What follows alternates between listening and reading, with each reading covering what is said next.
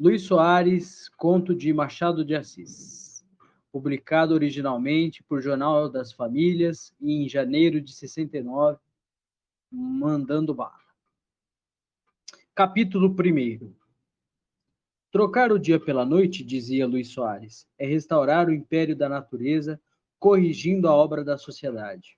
O calor do sol está dizendo aos homens que vão descansar e dormir, ao passo que a frescura relativa da noite é a verdadeira estação em que se deve viver. Livre em todas as minhas ações, não quero sujeitar-me à lei absurda que a sociedade me impõe. Velarei de noite, dormirei de dia. Contrariamente a vários mistérios, Soares cumpria este programa com um escrúpulo digno de uma grande consciência. A aurora para ele era o crepúsculo era a aurora. Dormia 12 horas consecutivas durante o dia, quer dizer, das 6 da manhã às 6 da tarde. Almoçava às 7 e jantava às 2 da madrugada. Não ceava. A sua ceia limitava-se a uma xícara de chocolate que o criado lhe dava às 5 horas da manhã, quando ele entrava para casa.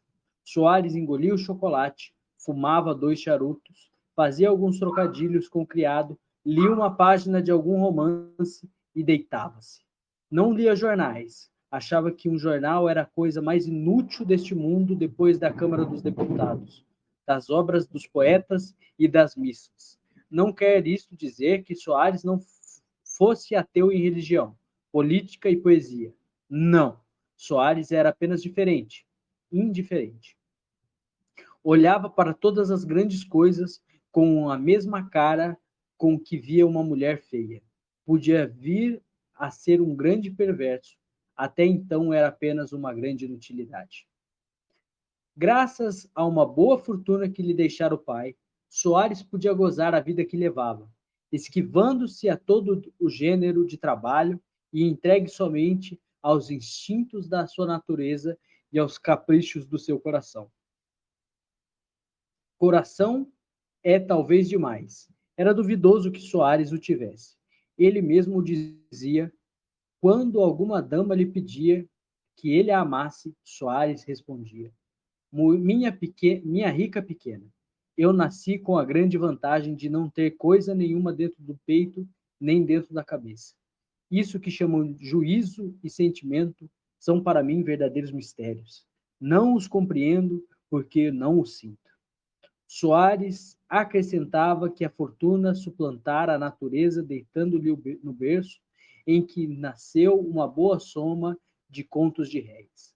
Mas esquecia que a fortuna, apesar de generosa, é exigente e quer da parte dos seus afilhados algum esforço próprio. A fortuna não é Danaide. Quando vê que um tonel esgota a água que se lhe põe dentro, vai levar os seus cântaros a outra parte. Soares não pensava nisto. Cuidava que os seus bens eram renascentes, como as cabeças da hidra antiga. Gastava as mãos largas e os contos de réis, tão dificilmente acumulados por seu pai, escapavam-se-lhes das mãos como pássaros sequiosos por gozarem do ar livre. Achou-se, portanto, pobre quando menos o esperava. Um dia de manhã, quer dizer, às Ave-Marias, os olhos de Soares viram escritas as palavras fatídicas de festim babilônico. Era uma carta que o criado lhe entregara dizendo que o banqueiro de Soares havia deixado à meia-noite. O criado falava como o amo vivia. Ao meio-dia chamava-lhe meia-noite. Já te disse, respondeu Soares, que eu só recebo cartas dos meus amigos, ou então de alguma rapariga, bem sei. É por isso que lhe não tenho dado as cartas que o banqueiro tem trazido há um mês. Hoje, porém, um homem disse que era indispensável que eu lhe desse essa. Soares sentou-se na cama, perguntou ao criado meio alegre e meio zangado. Então tu és criado dele ou meu? Meu amo, o banqueiro, disse que se trata de um grande perigo. Que perigo? Não sei. Deixe ver a carta. O criado entregou-lhe a carta. Soares abriu-a e leu-a 2 vezes. Dizia a carta que o rapaz não possuía mais que 6 contos de réis. Para Soares, 6 contos de réis eram menos que 6 vinténs. Pela primeira vez da sua vida, Soares sentiu uma grande emoção. A ideia de não ter dinheiro nunca lhe havia acudido ao espírito. Não imaginava que um dia se achasse na posição de qualquer outro homem que precisava de trabalhar. Almoçou sem vontade e saiu. Foi ao alcazar. Os amigos acharam-no triste. Perguntaram-lhe se era alguma mágoa de amor. Soares respondeu que estava doente. As laís da localidade acharam que era de bom gosto ficarem tristes também. A consternação foi geral.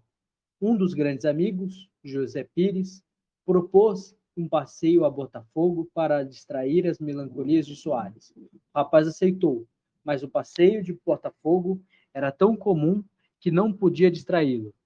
Lembraram-se de ir ao Corcovado, ideia que foi aceita e executada imediatamente. Mas que há que possa distrair um rapaz nas condições de Soares? A viagem ao Corcovado apenas lhe produziu uma grande fadiga, aliás útil, porque na volta dormiu o rapaz a sono solto. Quando acordou, mandou dizer ao Pires que viesse falar-lhe imediatamente. Daí a 1 hora, parava um carro à porta. Era o Pires que chegava, mais acompanhado de uma rapariga morena, que respondia ao nome de Vitória. Entraram os dois pela sala de Soares, com a franqueza e o estrépito naturais entre pessoas de família. Não está doente? Perguntou Vitória ao dono da casa. Não, respondeu este. Mas por que veio você? É boa, disse José Pires. Veio porque é minha xícara inseparável. Querias falar-me em particular? Queria. Pois falemos aí em qualquer canto. Vitória fica na sala vendo os álbuns. Nada, interrompeu a moça. Nesse caso, vou-me embora. É melhor. Só imponho uma condição. É que ambos hão de ir depois lá para casa. Temos seata. Valeu, disse Pires. Vitória saiu. Os dois rapazes ficaram sós. Pires era o tipo do bisbilhoteiro e leviano. Enlixeirando a novidade, preparava-se para instruir-se de tudo. Lisonjeava-o a confiança de Soares e adivinhava que o rapaz ia comunicar-lhe alguma coisa importante. Para isso, assumiu um ar condigno com a situação. Sentou-se comodamente em uma cadeira de braços, pôs o castão de bengala na boca e começou o ataque com estas palavras. Estamos sós. Que me queres? Soares confiou-lhe tudo. Leu-lhe a carta do banqueiro, mostrou-lhe toda a nudez da sua miséria. Disse-lhe que naquela situação não via solução possível e confessou ingenuamente que a ideia do suicídio o havia atormentado durante longas horas. Um suicídio? Exclamou Pires. Está doido? Doido? Respondeu Soares. Entretanto, não vejo outra saída neste beco. Demais, é apenas meio suicídio, porque a pobreza já é meia morte. Convenho que a pobreza não é coisa agradável, e até acho. Pires interrompeu-se, uma ideia súbita atravessara-lhe o espírito. A ideia de que Soares acabasse a conferência por pedir-lhes dinheiro. Pires tinha um preceito na sua vida. Era não emprestar dinheiro aos amigos. Não se empresta sangue, dizia ele. Soares não reparou na frase cortada do amigo e disse: viver pobre depois de ter sido rico é impossível. Neste caso, que me queres tu? Perguntou Pires, a quem apareceu que era bom atacar o touro de frente. Um conselho. Inútil conselho, pois que já tens uma ideia fixa. Talvez. Entretanto, confesso que não se deixa a vida com facilidade, má ou boa, sempre custa morrer. Por outro lado, ostentar a minha miséria diante das pessoas que me viram rico é uma humilhação que eu não aceito. Que farias tu no meu lugar? Homem, respondeu Pires. Há muitos meios. Venha um, primeiro meio. Vá para New York e procura uma fortuna. Não me convém? Nesse caso, fico no Rio de Janeiro. Segundo meio, arranje um casamento rico. É bom de dizer, onde está esse casamento? Procura? Não tens uma prima que gosta de ti? Creio que já não gosta. E demais não é rica. Tem apenas 30 contos, despesa de um ano. É um bom princípio de vida. Nada. Outro meio. Terceiro meio. E o melhor. Vai à casa do teu tio, angaria-lhe a estima, dize que estás arrependido da vida pesada, aceita um emprego, enfim vê se tu constituis um herdeiro universal. Soares não respondeu. A ideia pareceu-lhe boa. Aposto que te agrada o terceiro meio? Perguntou Pires rindo. Não é mal. Aceito. E bem sei que é difícil e demorado, mas eu não tenho muitos à escolha. Ainda bem, disse Pires levantando-se. Agora, o que se quer é algum juízo. Há de custar o sacrifício, mas lembra-te que é o meio único de teres dentro de pouco tempo uma fortuna. Teu tio é homem achado de moléstias. Qualquer dia bate a porta. Aproveita o tempo e agora vamos à ceia da vitória. Não vou, disse Soares. Quero acostumar-me desde já a viver vida nova. Bem, adeus. Olha, confiei-te isto a ti só. Guarda-me segredo. Sou um túmulo, respondeu Pires, descendo a escada. Mas no dia seguinte, já os rapazes e raparigas sabiam que Soares ia fazer-se ancoreta, por não ter dinheiro nenhum. O próprio Soares reconheceu isto no rosto dos seus amigos. Todos pareciam dizer-lhe: é uma pena, que pândego vamos nós perder. Pires nunca mais o visitou. Capítulo 2. O tio de Soares chamava-se Major Luís da Cunha Vilela, e era, com efeito, um homem já velho e adoentado. Contudo, não se podia dizer que morreria cedo. O Major Vilela observava um rigoroso regime que lhe ia entretendo a vida. Tinha uns bons 60 anos. Era um velho alegre e severo ao mesmo tempo. Gostava de rir, mas era implacável com os maus costumes. Constitucional por necessidade era, no fundo de sua alma, absolutista. Chorava pela sociedade antiga, criticava constantemente a mão nova. Enfim, foi o último homem que abandonou a cabeleira de rabicho. Vivia o Major Vilela em Catumbi, acompanhado de sua sobrinha Adelaide e mais uma velha parenta. A sua vida era patriarcal, importando-se pouco ou nada com o que ia por fora. O major entregava-se todo ao cuidado de sua casa, aonde poucos amigos e algumas famílias da vizinhança o iam ver e passar as noites com ele. O major conservava sempre a mesma alegria, ainda nas ocasiões em que o reumatismo o prostrava. Os reumáticos dificilmente acreditarão nisto, mas eu posso afirmar que era verdade. Foi num dia de manhã, felizmente, um dia em que o major não sentia o menor achaque, e ria e brincava com as duas parentas, que Soares apareceu em Catumbi, à porta do tio. Quando o major recebeu o cartão com o nome do seu sobrinho, supôs que era alguma caçoada. Podia contar com todos em casa, menos o sobrinho. Faziam já 2 anos que não o via, e entre a última e a penúltima vez que tinha mediado 1 ano e meio. Mas o moleque disse-lhe tão seriamente que o nhonhô Luís estava na sala de espera, que o velho acabou por acreditar. Que te parece, Adelaide? A moça não respondeu. O velho foi à sala de visitas. Soares tinha pensado no meio de aparecer ao tio. Ajoelhar-se era dramático demais. Cair-lhe nos braços exigia certo impulso íntimo que ele não tinha. Além de que, Soares vexava-se de ter ou fingir uma comoção.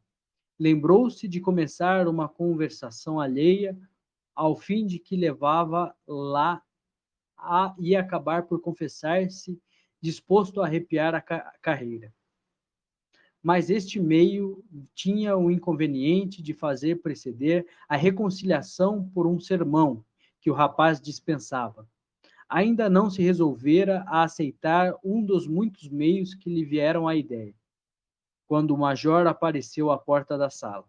O major parou à porta sem dizer uma palavra e lançou sobre o sobrinho um olhar severo e interrogador. Soares hesitou um instante, mas como a situação podia prolongar-se e sem benefício seu, o rapaz seguiu um movimento natural. Foi ao tio, estendeu-lhe a mão. Meu tio, disse ele, não precisa dizer mais nada. Seu olhar diz-me tudo. Fui pecador e arrependo-me. Aqui estou. O major estendeu-lhe a mão. O rapaz beijou com o respeito de que era susceptível. Depois encaminhou-se para uma cadeira e sentou-se. O rapaz ficou de pé. Se o teu arrependimento é sincero, abro-te a minha porta e meu coração. Se não é sincero, podes ir embora. Há muito tempo que não frequento a casa da ópera. Não gosto de comediantes. Soares protestou que era sincero.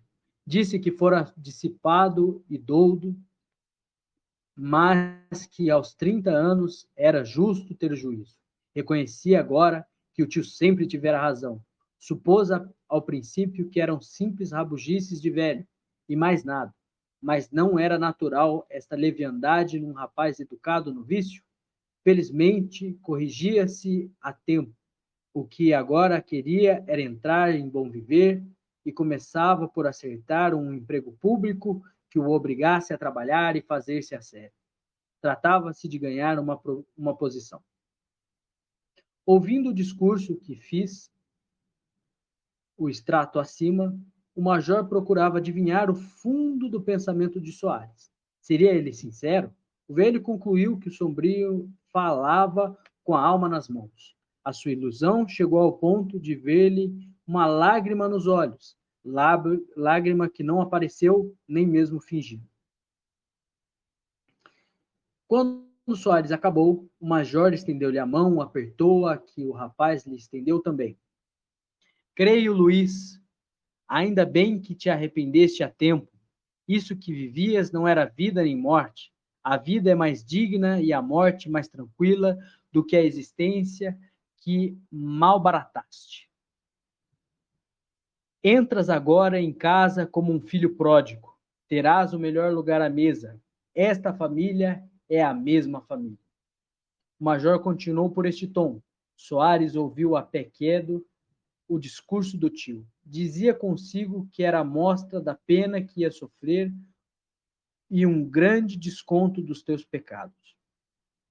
O major acabou levando o rapaz para dentro, onde os esperava o almoço. Na sala de jantar estavam Adelaide e a velha parenda.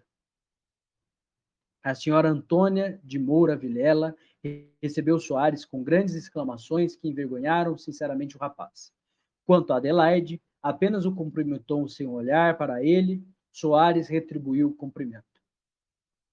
O major reparou na frieza, mas parece que sabia alguma coisa, porque apenas deu uma risadinha amarela, coisa que lhe era peculiar.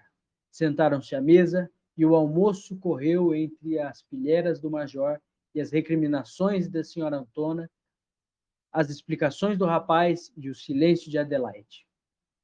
Quando o almoço acabou, o major disse ao sobrinho que fumasse, concessão enorme que o rapaz a custo aceitou. As duas senhoras saíram, ficaram os dois à mesa. Estás então disposto a trabalhar? Estou, meu tio. Bem, então, ver se te arranjo um emprego. Que emprego preferes? O que quiser, meu tio, contanto que eu trabalhe. Bem, levarás amanhã uma carta minha a um dos ministros. Deus queira que possas obter emprego sem dificuldade. Quero ver-te trabalhador e sério. Quero ver-te um homem. As dissipações não produzem nada. e não serem dívidas e desgostos. Tem dívidas? Respondeu Soares, nenhuma. Soares mentia.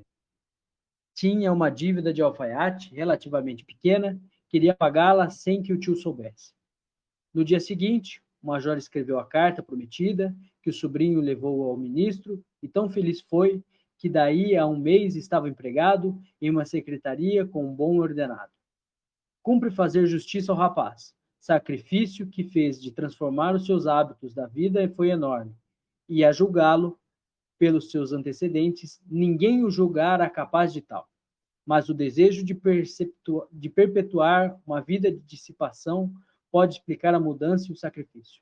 Aquilo na existência de Soares não passava de um parênteses mais ou menos extenso. Almejava por fechá-lo e continuar o período como havia começado, isto é, vivendo com Aspásia e pagodeando Alcibíades.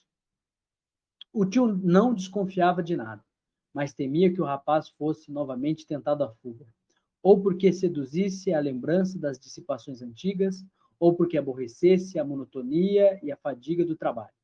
Com o fim de impedir o desastre, lembrou-se de inspirar-lhe a ambição política. Pensava o major que a política seria um remédio decisivo para aquele doente, como se não fosse conhecido que os louros de Lovelace e os de Turgot andam muita vez na mesma cabeça. Soares não desanimou o major. Disse que era natural acabar a sua existência na política e chegou a dizer que algumas vezes sonhara com uma cadeira no parlamento. Pois eu verei se te posso arranjar isto, respondeu o tio.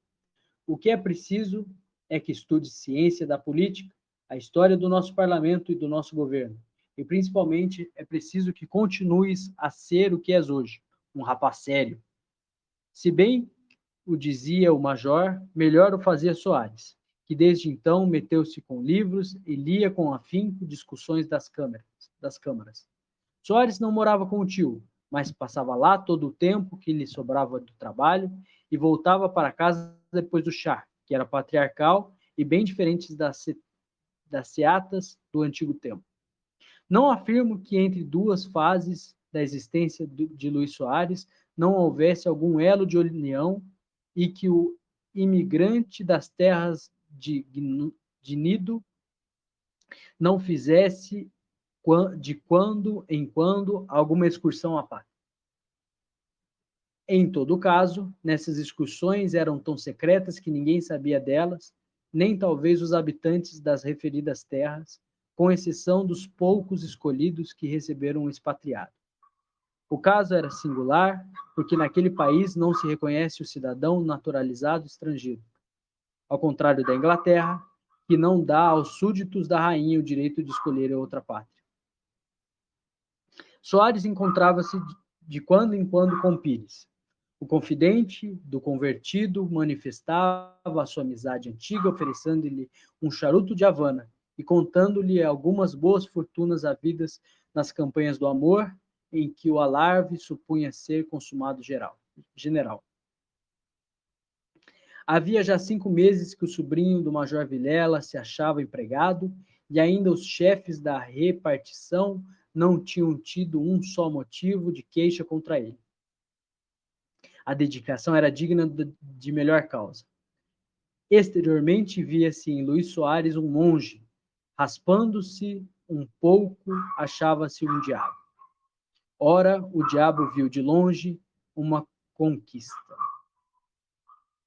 Capítulo 3.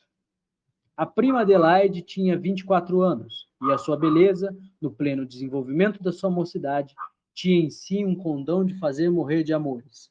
Era alta e bem proporcionada, tinha uma cabeça modelada, do tipo antigo, e testa era espaçosa e alta, os olhos rasgados e negros, o nariz levemente aquilino.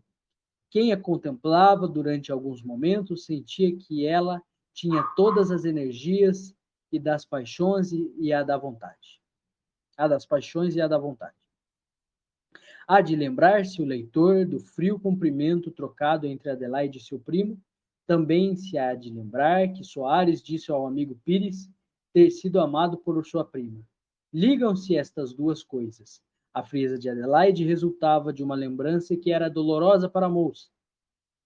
Adelaide amara o primo, não com o simples amor de primos, que em geral resulta da convivência e não de uma súbita atração.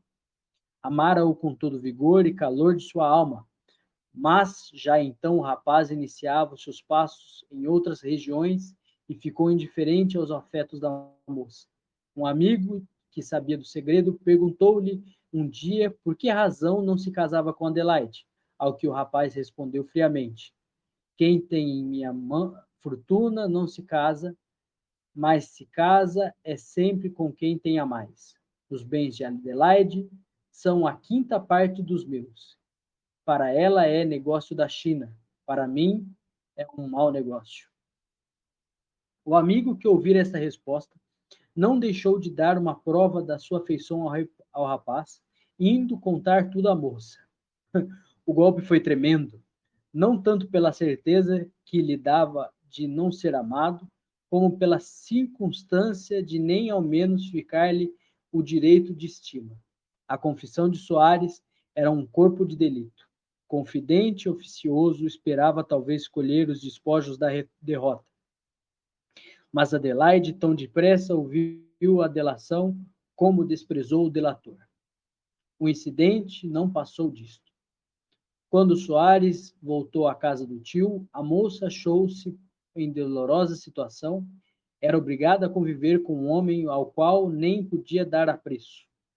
Pela sua parte, o rapaz também se achava acanhado, não porque lhe doessem as palavras que disseram um dia, mas por causa do tio, que ignorava tudo. Não ignorava, o moço é que o supunha. O major soube da paixão de Adelaide e soube também da repulsa que tivera no coração do rapaz. Talvez não soubesse das palavras textuais repetidas da moça, pelo amigo de Soares. Mas se não conhecia o texto, conhecia o espírito. Sabia que, pelo motivo de ser amado, o rapaz entrara a aborrecer a prima e que esta, vendo-se repelida, entrara a aborrecer o rapaz. O major supôs até durante algum tempo que a ausência de Soares tinha por motivo a presença da moça em casa. Adelaide era filha de um irmão do major, homem muito rico e igualmente excêntrico, que morrera havia 10 anos, deixando a moça entregue aos cuidados do irmão. Como o pai de Adelaide fizera muitas viagens, parece que gastou nelas a maior parte da sua fortuna. Quando morreu, apenas coube a Adelaide, filha única, cerca de 30 contos, que o tio conservou intactos para serem dote da pupila. Soares ouve-se como pôde na singular situação em que se achava. Não conversava com a prima, apenas trocava com ela as palavras estritamente necessárias para não chamar a atenção do tio. A moça fazia o mesmo. Mas quem pode ter mão ao coração? A prima de Luís Soares sentiu que pouco a pouco lhe ia renascendo o antigo afeto. Procurou combatê-lo sinceramente, mas não se impede o crescimento de uma planta senão arrancando-lhe as raízes. As raízes existiam ainda. Apesar dos esforços da moça, o amor veio pouco a pouco invadindo o lugar do ódio e, se até então o suplício era grande, agora era enorme. Tragava-se uma luta entre o orgulho e o amor. A moça sofreu consigo, não articulou uma palavra. Luís Soares reparava que quando seus dedos tocavam os da prima, esta experimentava uma grande emoção. Corava e empalidecia. Era um grande navegador aquele rapaz nos mares do amor. Conhecia-lhe a calma e a tempestade. Convenceu-se de que a prima o amava outra vez. A descoberta não o alegrou. Pelo contrário, foi-lhe motivo de uma grande irritação. Receava que o tio, descobrindo o sentimento da sobrinha, propusesse o casamento ao rapaz, e recusá-lo não seria comprometer no futuro a esperada herança? A herança sem o casamento era ideal para o do moço.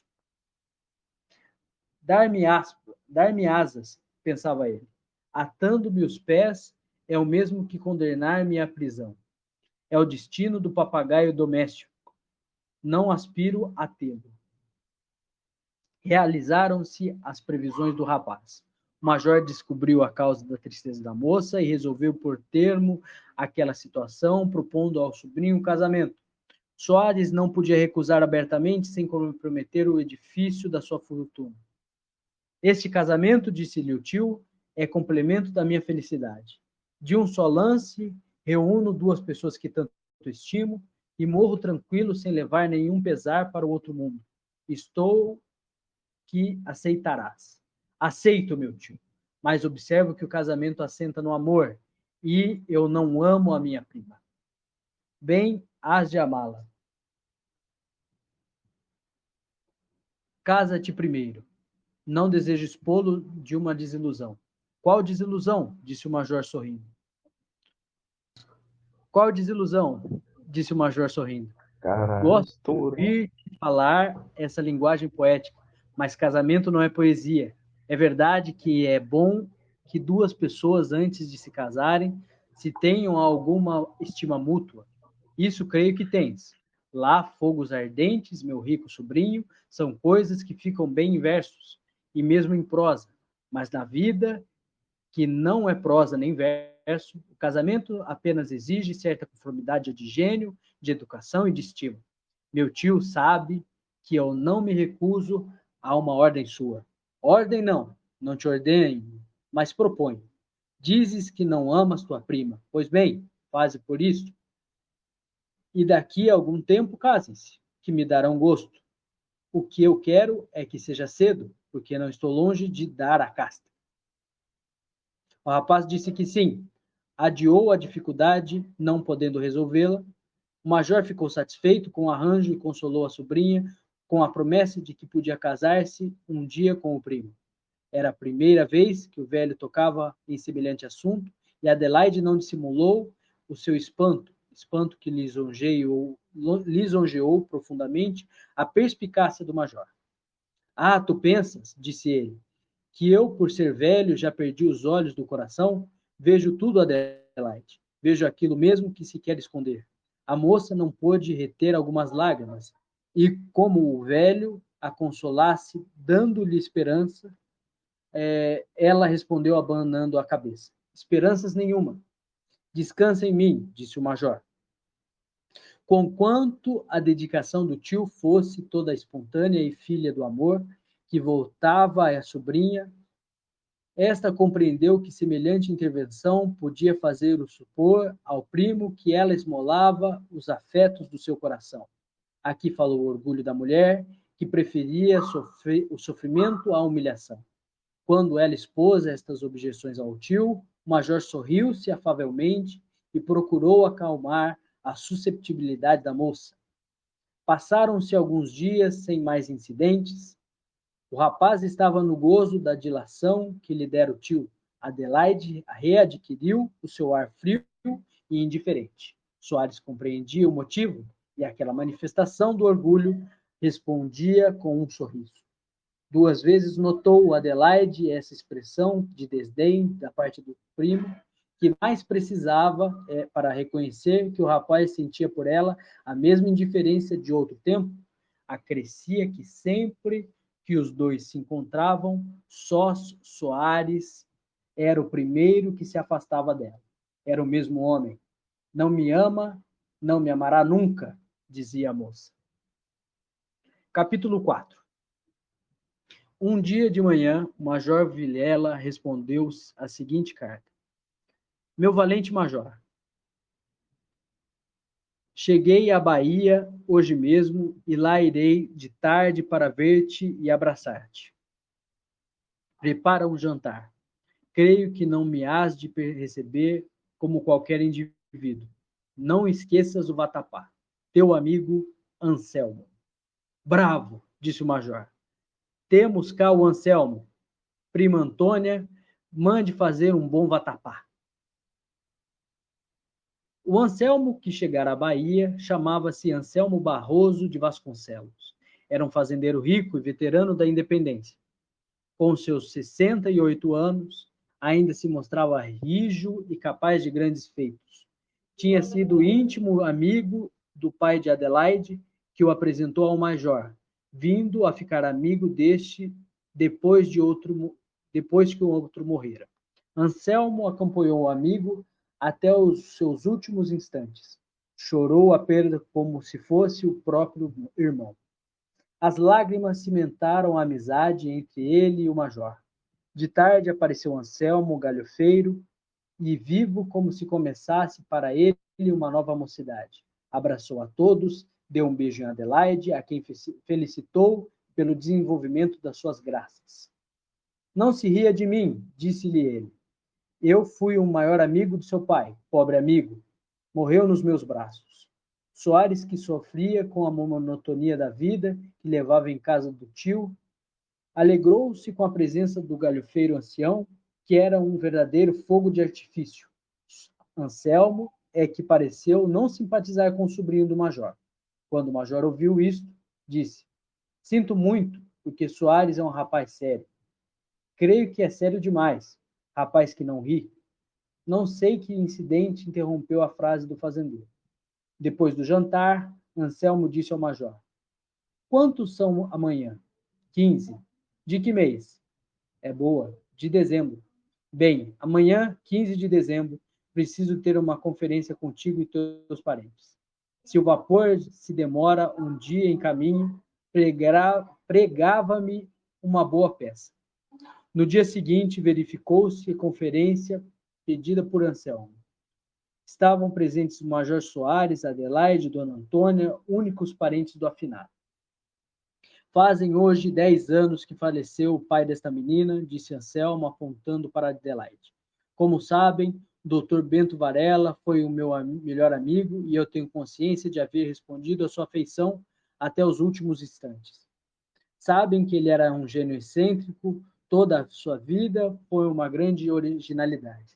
Ideava 20 projetos, qual o mais grandioso, qual o mais impossível, sem chegar ao cabo de nenhum. Porque o seu espírito criador tão depressa compunha uma coisa como entrava a planejar outra. É verdade, interrompeu o major. O Bento morreu nos meus braços e, como derradeira prova de sua amizade, confiou-me um papel com a declaração de que eu só o abrisse em presença dos seus parentes, 10 anos depois de sua morte.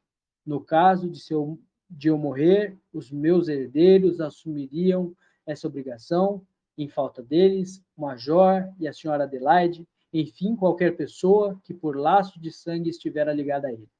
Enfim, se ninguém houvesse na classe mencionada, ficava incumbido o tabelião.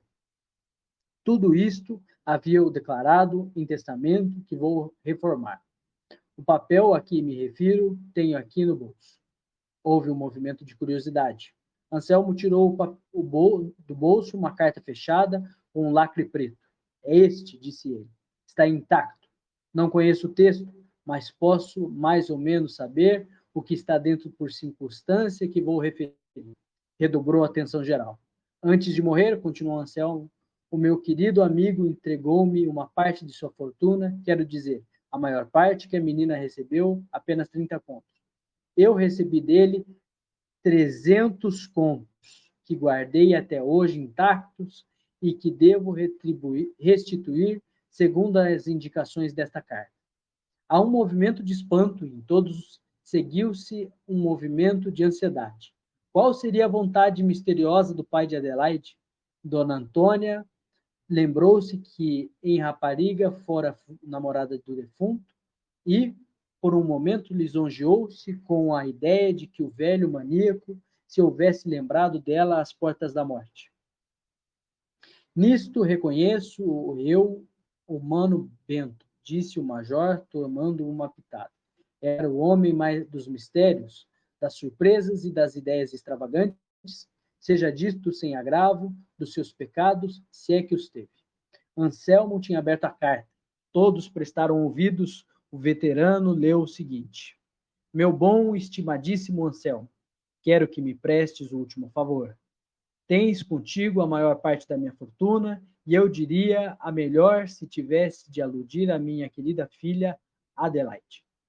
Guardo esses 300 contos até aqui, daqui a 10 anos, e ao terminar o prazo, lê esta carta diante dos meus parentes. Se nessa época minha filha Adelaide for viva e casada, entregue-lhe a fortuna. Se não estiver casada, entregue-lhe também, mas com uma condição: que se case com o sobrinho Luiz Soares, filho da minha irmã Luísa. Quero-lhe muito e, apesar de ser rico, desejo que entre na posse da fortuna da minha família. No caso em que esta se recuse a esta condição, fica tu com a fortuna toda. Quando Anselmo acabou de ler esta carta, seguiu-se um silêncio de surpresa geral, de que partilhava o próprio veterano, alheio até então ao conteúdo da carta. Soares tinha os olhos em Adelaide, esta tinha-os no chão. Como o silêncio se prolongasse, Anselmo resolveu rompê-lo. Ignorava, como todos, disse ele, o que esta carta contém. Felizmente, chega ela a tempo de se realizar a última vontade do meu finado amigo. Sem dúvida nenhuma, disse o major. Ouvindo nisto, a moça levantou insensivelmente os olhos para o primo, e os dela encontraram-se com os dele. Os dele transbordavam de contentamento e ternura. A moça fitou-os durante alguns instantes. Um sorriso, já não zombetero, passou pelos lábios do rapaz. A moça sorriu com tamanho desdém, as zumbaias de um cortesão. Anselmo levantou-se. Agora que estão cientes disto, disse ele aos dois primos, espero que resolvam, e como o resultado não pode ser duvidoso, desde já os felicito. Entretanto, hão de dar-me licença, que tenho de ir a outras partes. Com a saída de Anselmo, dispersara-se a reunião. Adelaide foi para o seu quarto com a velha parente. O tio e o sobrinho ficaram na sala. Luiz, disse o primeiro, és o homem mais feliz do mundo. Parece-lhe, tio, disse o moço, procurando disfarçar a sua alegria. Tens uma moça que te ama loucamente. De repente cai-lhe nas mãos uma fortuna inesperada, e essa fortuna só pôde havê-la com a condição de se casar contigo. Até os mortos trabalham a seu favor. Afirmo-lhe, meu tio, que a fortuna não pesa nada nestes casos. E se eu assentar em casa com a prima, será por outro motivo. Bem sei que a riqueza não é essencial. Não é. Mas, enfim, vale alguma coisa. É melhor ter 300 contos que 30, sempre é mais uma cifra. Contudo, não te aconselho que te cases com ela se não tiveres alguma afeição. Nota que eu não me refiro a essas paixões de que me falaste. Casar mal, apesar da riqueza, é sempre casar mal. Estou convencido disso, meu tio. Por isso, ainda não dei minha resposta, nem dou por hora. Se eu vier a afeiçoar-me à minha prima, estou pronto a entrar na posse dessa inesperada riqueza. Como o leitor terá adivinhado, a resolução do casamento estava assentada no espírito de Soares. Em vez de esperar a morte do tio, parecia-lhe melhor entrar desde logo na posse de um excelente pecúlio que se lhe afigurava tanto mais fácil quanto que era a voz do túmulo que o impunha. Soares contava também com a profunda veneração de Adelaide por seu pai. Isto, ligado ao amor que a rapariga sentia por ele, devia produzir o desejado efeito. Nessa noite, o rapaz dormiu pouco. Sonhou com o Oriente. Pintou-lhe a imaginação um harém recendente das melhores essências da Arábia, forrado o chão com tapetes da Pérsia. Sobre moles divãs ostentavam-se as mais perfeitas belezas do mundo. Uma ciraciana dançava no meio do salão ao som de um pandeiro de marfim, mas um furioso eunuco, precipitando-se na sala com o iatagã desembainhado, enterrou-o todo no peito de Soares que acordou com o pesadelo e não pôde mais conciliar o sono. Levantou-se mais cedo e foi passear até chegar a hora do almoço da repartição. Capítulo 5. O plano de Luís Soares estava feito. Tratava-se de abater as armas pouco a pouco, simulando-se vencido diante da influência de Adelaide. A circunstância da riqueza tornava necessária toda discrição. A transição devia ser lenta, cumpria ser diplomata. Os leitores terão visto que, apesar de certa argúcia da parte de Soares, não tinha ele perfeita compreensão das coisas e, por outro lado, seu caráter era indeciso e vário. Hesitara em casar com Adelaide quando o tio lhe falou nisso, quando era certo que viria a obter mais tarde a fortuna do major. Dizia então que não tinha vocação de papagaio. A situação agora era a mesma, aceitava uma fortuna mediante uma prisão. É verdade que, se esta resolução era contrária à primeira, podia ter, por causa do cansaço, o cansaço que lhe ia produzindo a vida que levava. Além de que, desta vez, a riqueza não se fazia esperar. Era entregue logo depois do consórcio. 300 contos, pensava o rapaz. É quanto basta para eu ser mais do que fui. O que não hão de dizer os outros? Antevendo uma felicidade que era certa para ele, Soares começou o assédio da praça. Aliás, praça rendida. Já o rapaz procurava os olhos da prima, já os encontrava, já lhes pedia aquilo que recusara até então, o amor da moça. Quando à mesa as suas mãos se encontravam, Soares tinha cuidado de demorar o contato, e se a moça retirava a sua mão, o rapaz nem por isso desanimava. Quando encontrava a sós com ela, não fungia como outrora.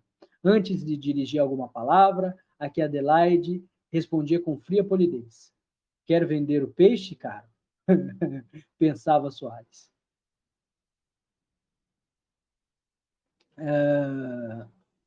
Uma vez atreveu-se demais. Adelaide tocava piano quando ele entrou, sem que ela visse.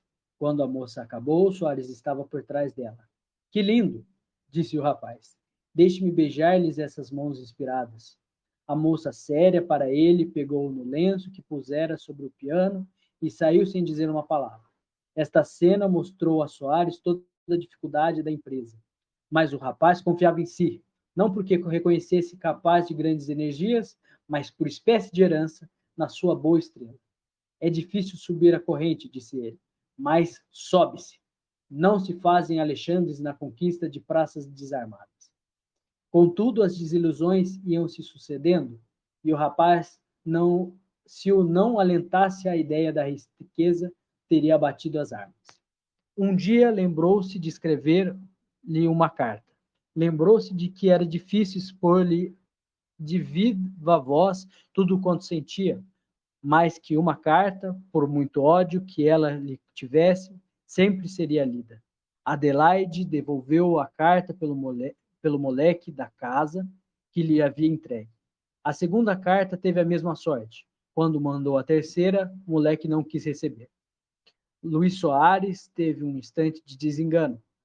Indiferente à moça, já começava a odiá-la. Se casasse com ela, era provável que a tratasse como um inimigo mortal. A situação tornava-se ridícula para ele, ou antes, já o era muito, mas Soares só então compreendeu. Para escapar ao ridículo, resolveu dar um golpe final, mas grande. Aproveitou a primeira ocasião que pôde e fez uma declaração positiva à moça, cheia de súplicas, de suspiro, talvez de lágrimas.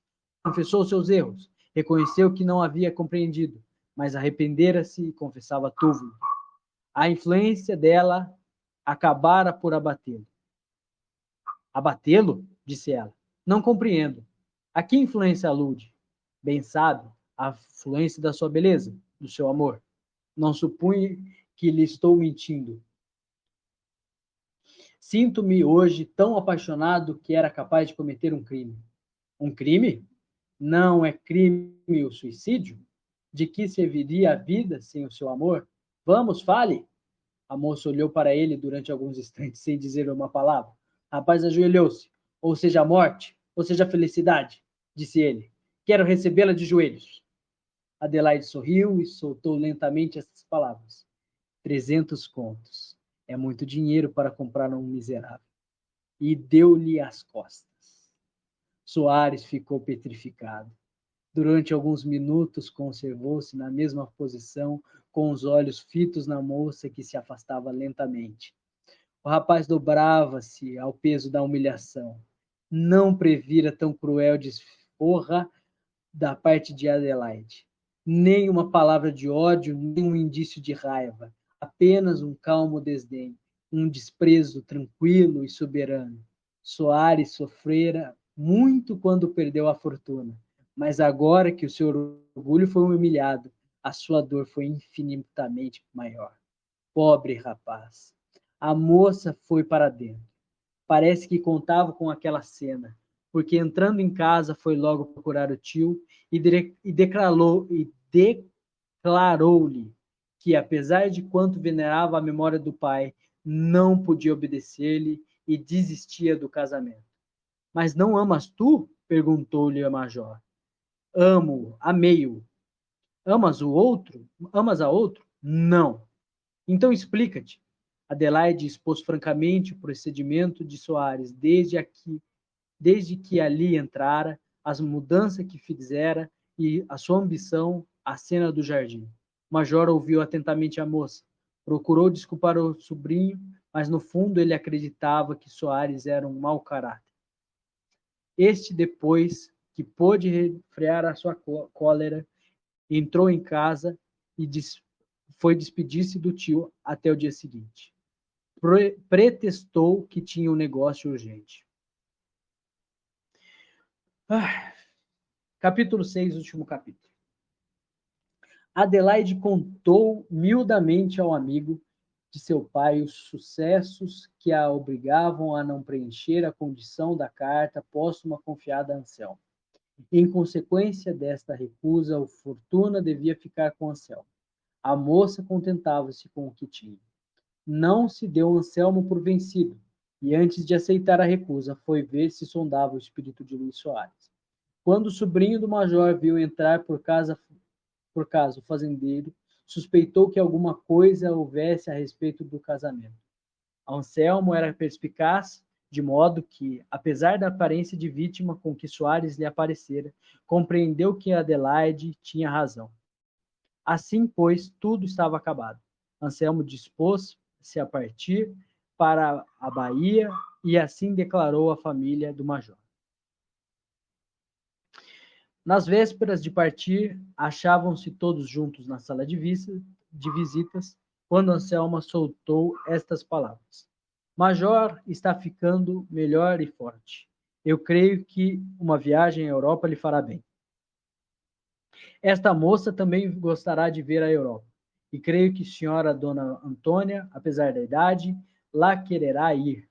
Pela minha parte, sacrifico a Bahia e vou também. Aprova o meu conselho? Homem, disse o major, é preciso pensar. Qual pensar? Se pensarem, não embarcarão. Que diz, menina? Eu obedeço ao tio, respondeu Adelaide. Além de que, disse Anselmo, agora Dona Adelaide está de posse de uma grande fortuna, há de querer apreciar o que há de bonito nos países estrangeiros, a fim de poder melhor avaliar o que há no nosso. Sim, disse o major, mas você fala de grande fortuna? 300 contos. São seus. Meus? Então sou algum ratoneiro? Que me importa a mim, fantasia de um generoso amigo? O dinheiro é desta menina, sua legítima herdeira, e não meu, que, aliás, tenho bastante. Isto é bonito, Anselmo. Mas o que não seria se não fosse isto? Viagem à Europa ficou assentado. Luís Soares ouviu a conversa toda sem dizer uma palavra. Mas a ideia de que talvez pudesse ir com o tio sorriu-lhe ao espírito. No dia seguinte, teve um desengano cruel. Disse-lhe o major que, antes de partir, o deixara recomendado ao ministro. Soares procurou ainda ver se alcançava a seguir com a família. Era simples cobiça da fortuna do tio, Desejo de ver novas terras? Ou impulso de vingança contra a prima? Era tudo isso, talvez. A última hora foi-se derradeira esperança. A família partiu sem ele. Abandonado, pobre, tendo por última perspectiva o trabalho diário, sem esperanças no futuro e, além do mais, humilhado e ferido por seu amor próprio, Soares tomou a triste resolução dos cobardes. Um dia de noite, o criado ouviu no quarto dele um tiro, correu, achou um cadáver. Pires soube a rua da notícia e correu à casa de Vitória, que encontrou no toucador. Sabe de uma coisa? Perguntou ele. Não, que é? O Soares matou-se. Quando? Neste momento. Coitado. É sério? É sério. Vai sair? Vou ao casa. Canta-se hoje Barblé, não é? É. Pois eu também vou. Entrou a cantarolar a canção. Luís Soares não teve outra oração fúnebre dos seus amigos mais íntimos. E fim. É isso aí.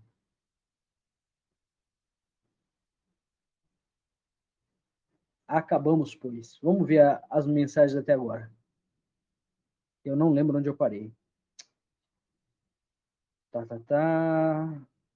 Não era muito fã de sofistas, eu concordo. Lavé, Gabriel, hihihaha. Essa moça tem clara cara de prostituta. Eu também acho que ela era prostituta. Uma diabinha russa no sentido mais literal. Caiu a de mim? Não. Eu vou comer churrasco agora, pessoal. Papo reto, proibido figurinha de russa hipergâmica no grupo. É verdade. Tá proibido mesmo. É disso mesmo, figurinhas passiva de mute, tal. Não é fissurado por coisas russas? Salve, Limes. Ah, gosto de músicas russas. Boa, tal. Mentira, ele ganhou essa tag. E com o nome de Leibniz ainda? O que estão lendo? A gente